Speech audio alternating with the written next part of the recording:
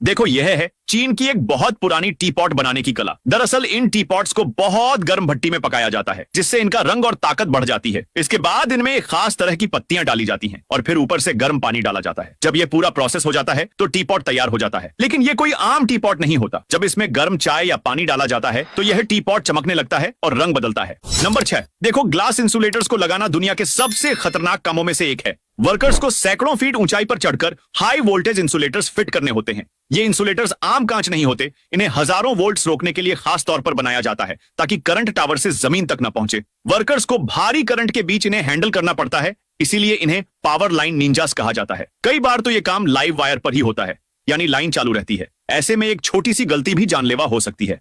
Number 5, ये है जंगल के सरकारी डॉक्टर ऑक्सपेकर बर्ड, जो दूसरे जानवरों के शरीर पर लगे पैरासाइट्स और जख्म को साफ करने का काम करती है। दरअसल यह पंछी सभी जानवरों के शरीर पर लगे कीड़े मकोड़े को नोच कर खा जाती है, लेकिन कभी कभी इन्हें घायल जानवरों के ऊपर भी काम करना पड़ता है, जिसमें यह जानवरों के सड़े हुए घाव को खाकर साफ कर देती है, जिस कारण से घाव में इंफेक्शन नहीं होता और घाव जल्दी से ठीक हो जाती है। और इस काम में दोनों ही पार्टी का फायदा हो जाता है। नंबर 4, यह हरे रंग की दिखने वाली बॉल कोई पत्थर नहीं, बल्कि एक जिंदा ऑर्गेनिज्म है जो 100 सालों से भी ज्यादा जिंदा रह सकता है। दरअसल इसे मैरिमो मॉस बॉल कहते हैं। यह ऑस्ट्रेलिया, आइसलैंड और जापान जैसे देशों में पाई जाती है। इसका आकार एक बॉल जितना होता है और यह असल में एक तरह की एल्ग होती है। इसे लोग आजकल वाटर पेट की तरह पालते हैं। ये पानी से न्यूट्रिएंट्स लेती है और सूरज की रोशनी से फोटोसिंथेसिस करके जिंदा रहती है। मैरिमो बॉल न सिर्फ खूबसूरत लगती है, बल्कि बहुत लंबे समय तक साथ निभाती है। नंबर 3, यह है एशिया का सबसे लंबा हाईवे, जिसकी लंबाई 2500 किमी से भी ज्यादा है। तो आखिर यह हाईवे कौन सा है और किन देशों से होकर गुजरता है? दरअसल एशिया का सबसे लंबा हाईवे एशिया राजमार्ग HH1 है। यह हाईवे जापान के टोक्यो से शुरू होकर तुर्की और बुल्गारिया तक जाता है और कोरिया, चीन, दक्षिण पूर्व एशिया,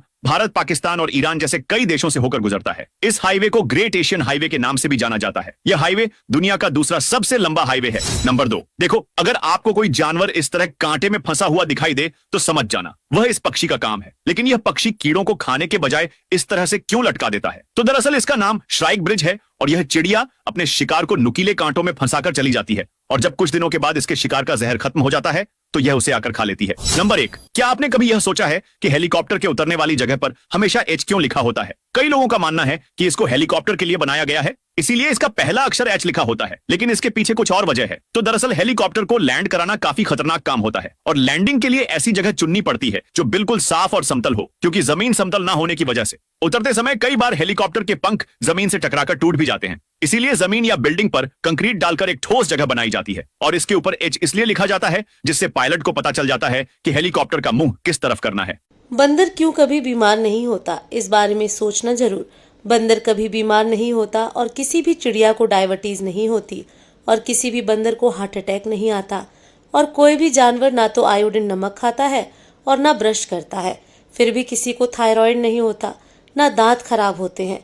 बंदर शरीर संरचना में मनुष्य के सबसे नजदीक है। बस बंदर और आप में यही फर्क है कि बंदर की पूंछ है, आपकी नहीं, बाकी सब कुछ समान है। तो फिर बंदर को कभी हार्ट अटैक, हाई बीपी क्यों नहीं होता है? एक पुरानी कहावत है, बंदर कभी बीमार नहीं होता और यदि बीमार होगा तो जिंदा नहीं बचेगा, मर जाएगा। बंदर बीमार क्यों नहीं होता? एक प्रोफेसर साहब मेडिकल कॉलेज में काम करते हैं। उन्होंने एक बड़ा गहरा रिसर्च किया कि बंदर को बीमार बनाओ। तो उन्होंने तरह तरह के वायरस और बैक्टीरिया बंदर के शरीर में डालना शुरू किया, कभी इंजेक्शन के माध्यम से, कभी किसी और माध्यम से। वो कहते हैं मैं असफल रहा, लेकिन बंदर को कुछ नहीं हुआ। उनसे पूछा गया कि बंदर को क्यों कुछ नहीं हुआ? तब उन्होंने एक दिन यह रहस्य की बात बताई कि बंदर का जो RH फैक्टर है वो सबसे आदर्श है। कोई भी डॉक्टर जब आपका RH फैक्टर नापता है तो वह बंदर के ही RH फैक्टर से तुलना करता है। वह डॉक्टर आपको बताता नहीं, यह अलग बात है। उसका कारण यह है कि उसे कोई बीमारी नहीं आ सकती। उसके ब्लड में कभी कोलेस्ट्रॉल नहीं बढ़ता, ना ही उसे कभी डायबिटीज होती है। शुगर को कितनी भी बाहर से उसके शरीर में इंट्रोड्यूस करो, वो टिकती नहीं।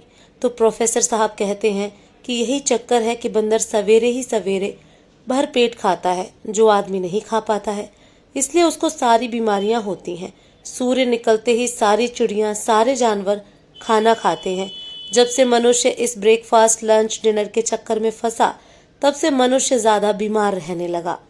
प्रोफेसर रविंद्रनाथ श्यामबाग ने अपने सभी मरीजों से कहा कि सुबह सुबह भरपेट खाओ। उनके मरीज बताते हैं कि जब से उन्होंने सुबह भरपेट खाना शुरू किया तब से उन्हें डायबिटीज यानी शुगर कम हो गई।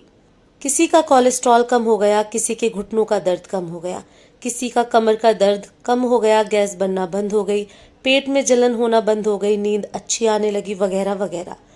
और यह बात बागभट्ट ने 3500 साल पहले ही कह दी थी कि सुबह का किया हुआ भोजन सबसे अच्छा है। सुबह सूरज निकलने से 2.5 घंटे तक यानी 9:30 बजे तक, ज्यादा से ज्यादा 10 बजे तक आपका भरपेट भोजन हो जाना चाहिए।